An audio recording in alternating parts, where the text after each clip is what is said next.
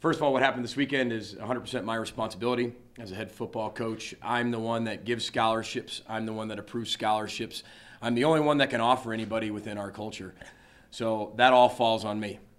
Again, I am not perfect when it comes to that, but I am real. And I think that the minute we found out exactly what happened, the minute we did, and suspended the two individuals indefinitely, and took immediate action because there is zero tolerance for anything like that within our culture, zero.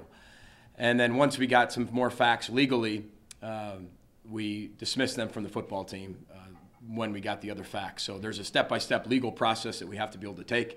So suspending them indefinitely is the first step. And then as you continue to gain more information through the legal process, we dismiss them from the football team. And again, I take 100% full responsibility of this because this is my football team. I am the head football coach. And as a leader of our football team and developing and teaching leadership, you take accountability for your actions. And I brought those two gentlemen in to our culture. And if I would have told you I knew what was going to happen, I wouldn't have obviously done that because that's not what our culture is about. And there's absolutely zero tolerance. There's two things that I can take from this as a head football coach and continue to grow. Same with our staff. I think there's two things I have to do a better job of. One, I think I have to do a better job as we continue to go because you can always grow. Failing equals growth, and we're going to grow from it, is truly, truly identifying as much as we possibly can, which we do now. We just got to do a better job of it, is identifying the ones that I think truly love life and football and making truly sure those are the order of people's lives, that their lives are truly, truly important, and they want football to be a part of that. That's very important. And I've got to do a better job of simulating exactly what that young man's going to be like when they get to our campus and they get to their world, not around mom and dad, outside of the house. And you can simulate it in ways that we do. You can simulate it in terms of overnight visits with our players, getting perspectives from our players, doing those types of things. But I think we can be more creative in finding even more ways because that's still being, quote unquote, recruited. And I think there's a difference between being recruited, no matter if a kid comes here 18, 19 times, and obviously living here away from your family, away from your upbringing, and now you have to make those elite decisions and choices. And having those young men only 6 weeks, again, I feel like I failed because I couldn't work in their lives to get them to not make that decision. We do everything we possibly can every single day to teach and promote decision-making. And we will continue to do that. But like I said, this is a real program. This is not a perfect program, but we are real. And we will learn from this failing, and we will grow. And that's the message to our players. That was our message to our players. And one negative thing will not take away from all the positive things that have happened in this culture and what are going to happen in the future. But like I said, we are not perfect. I don't think there is any perfect places around the entire country when you deal with 18 to 22-year-olds. But the way we do it and the culture that we have is the right way. So with that, that's the last comment I'll make on that. And then we will move forward in terms of Northwestern. So can we ask questions about that so then we can make it clean? you can ask questions, but I will say just before, I will answer your question, but I will repeat exactly what I just said. Well, what differently could you have done? I mean, it's not like they had criminal records. Correct.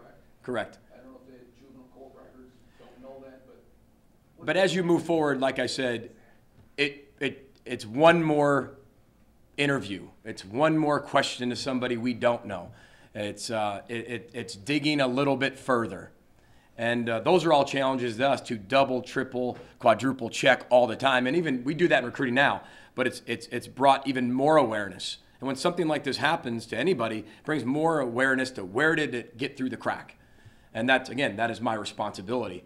And that's what we have to continue to get better at. Could I ask what the university, if anything, is doing for the victim in this case? I'm not able to comment on anything like that.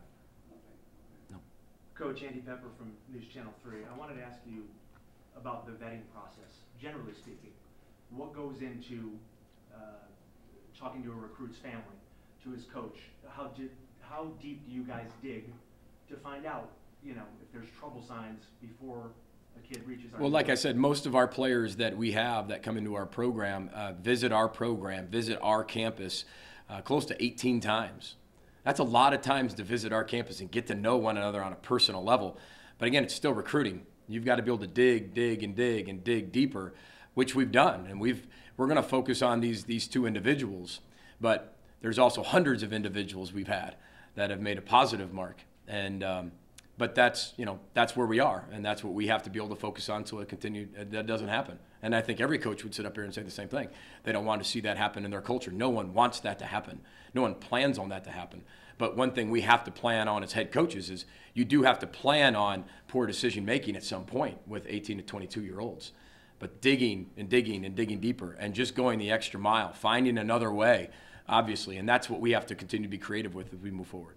Do you see anything in their past right now that you're digging back, that would give any indication that something like this would happen? You dig as much as you want, and you can say you have something, you don't have something. You can dig as a head coach as much as you want. It is what it is at this point, and you just have to be able to use it for the future players as you continue to recruit them.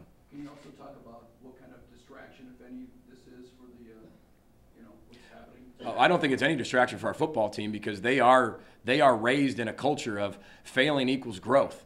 Failing brings us closer together. We grow as a football team. Failure equals quit. There's not one guy in that locker room that's a failure. We fail every day. We promote failing somehow, some way to be able to grow in every area of your life. Change your best. Challenge your life. And but that has never even crossed my mind because of the type of football team we have. I believe in this football team. It's a very special group of young men. It will not be defined by two people's actions. On Media Day, I asked you to tell us the names of some players that we didn't know yet that might play a role on your football team this year. And one of those guys was Ron George. You also introduced him to, he happened to be making a visit during Neck Time the night. You introduced him to Brian Kaufman. You had high hopes for that young man. How disappointed are you in what transpired this weekend? Again, when they're dismissed from the football team, the biggest thing I do is I don't really talk about them anymore when they're dismissed from the football team. And, it's unfortunate. I will say it's unfortunate. Fortunate for everybody in the whole situation, not just him. It's unfortunate for everybody that's involved in the incident. But now the best thing, like I said, for us and the entire community in football is we're moving on. And we're taking from what we learned from this and we're applying it to the future.